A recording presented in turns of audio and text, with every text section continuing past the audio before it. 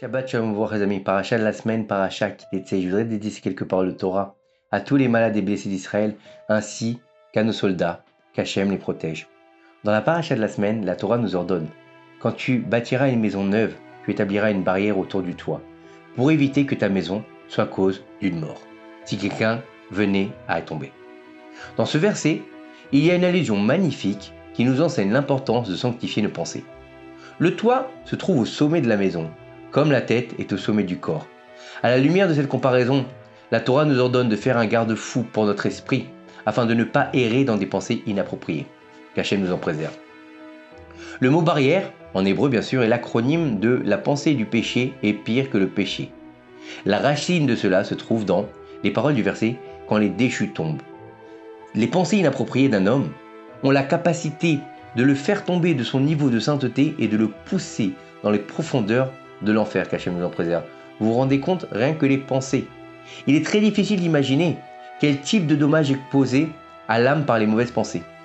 Le Gaon, Rabbi Nathan de Breslev, a dit un jour à l'un de ses élèves troublés par des pensées étrangères: même si tu attaches tes papillotes au plafond, que tu gardes tes yeux ouverts avec des cure-dents, que tu plonges tes pieds dans de l'eau glacée et que tu restes ainsi pendant 80 ans, ce ne sera pas suffisant pour rectifier une seule de tes pensées mauvaises. Vous vous rendez compte?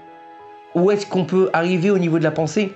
Nous devons donc préserver notre esprit à tout prix et en tout temps. L'esprit d'une personne est considéré comme le saint des saints.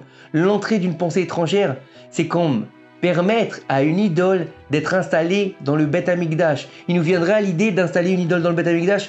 Alors pourquoi est-ce qu'il nous viendrait à l'idée d'installer une pensée pécheresse dans notre cerveau?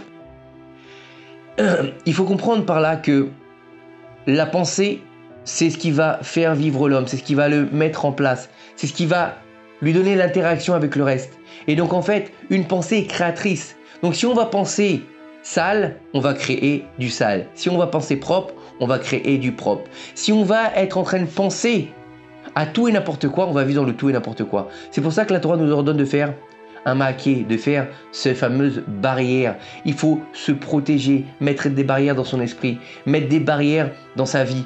Et c'est pour ça que nos sages nous disent: ne regarde pas telle chose, ne fais pas telle chose, ne parle pas de telle chose. Pourquoi? Parce que ça va générer des pensées qui sont contraires à la Torah. Et donc, évitons d'avoir des pensées qui sont du péché, puisqu'elles sont plus graves encore que l'action.